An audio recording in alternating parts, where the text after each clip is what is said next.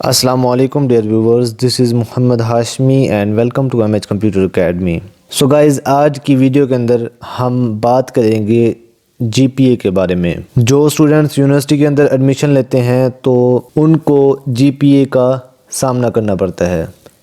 Mean के वो percentage से हट जाते हैं और वो जीपीए की तरफ शिफ्ट हो जाते हैं। जी गाइज़, आपके नंबर्स जो होते हैं वो फिर जीपीए में काउंट होते हैं। तो सबसे पहले मैं डिस्कस करना चाहूँगा कि ये एब्रीविएशन किस चीज़ का है। So GPA stand for grade point average. So ये बेस करता है दो चीज़ों के ऊपर। एक आपका हो गया ग्रेड्स, और ग्रेड से फिर आपको मिलते हैं मार्क्स, यानी जो आपके मार्क्स होते हैं उससे बनते हैं आपके ग्रेड्स, और जो ग्रेड्स होते हैं फिर इनको कैलकुलेट करते हैं हम जीपीए फाइंड आउट करने के लिए। और दूसरा जो जिसके ऊपर डिपेंड करता है जीपीए वो होता है क्रेडिट आवर्स, ठीक है ना, इसके ऊपर भी वो डिपेंड करता है।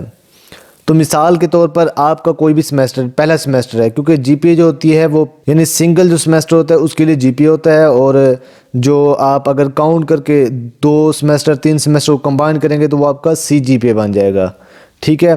तो मिसाल के तौर पर मेरे पास ये सब्जेक्ट्स हैं, ये रैंडमली मैंने कुछ सब्जेक्ट्स लिख लिए यहाँ पे। अब इनका जो क्रेडिट आवर्स है वो हमारे पास सबका जो है वो कितना है 3, यानी 3 क्रेडिट आवर के सारे सब्जेक्ट्स हैं, और इनमें लैब कोई भी नहीं है।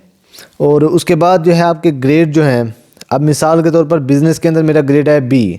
अब ये जो ग्रेड का चार्ट है वो मैं आपको स्क्रीन के ऊपर शो करवा दूंगा, जिसके ज़रिए आपको पता चल जाएगा कि आपके कितने मार्क्स हों और आपको कितना ग्रेड मिलेगा, ठीक है। तो मेरे पास ये ग्रेड है बी।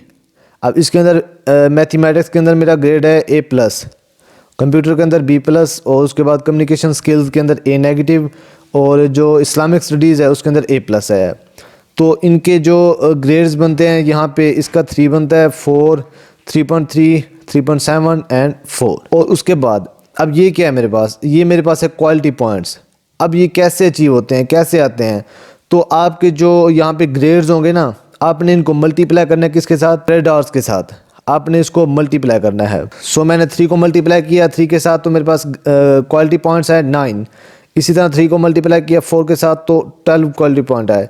उसके बाद 3 को मल्टीप्लाई करें 3.3 से तो 9.9 आता है। उसके बाद 3 को मल्टीप्लाई करें 3.7 के साथ तो 11.1 आता है। और उसके बाद अगर आप 3 को मल्टीप्लाई करें 4 से हमारे पास 12 आता है।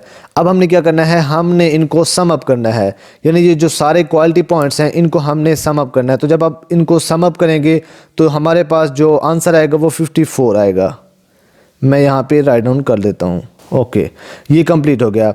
सो अब हम जीपीए कैसे फाइंड करेंगे, यानी उसका तो कोई मेथड होना चाहिए ना कि जिसको देखकर हम जीपीए फाइंड करें। ये तो हमारे पास आ गए, तो जीपीए के लिए क्या होगा, जीपीए, ठीक है। तो जीपीए किसके इक्वल होता है, जीपीए इज इक्वल टू, अब ये आपके क्वालिटी पॉइंट्स होंगे, ठीक है, क्वालिटी पॉइंट्स, मैं इसको शॉर्ट लिख रहा हूँ, और यहाँ पे नीचे क्या आएंगे, क्रेडिट आवर्स, ठीक है, ये आपके क्रेडिट आवर्स हैं।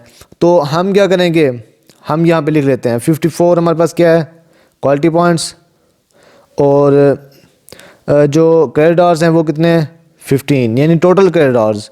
यहाँ पे हमने टोटल भी किया है कि टोटल क्रेडिट आवर्स और ये टोटल क्वालिटी पॉइंट्स, तो हमने इनको यहाँ पे लिख दिया है। तो जब आप इसको डिवाइड करेंगे तो हमारे पास जो आंसर आता है वो आता है 3.6।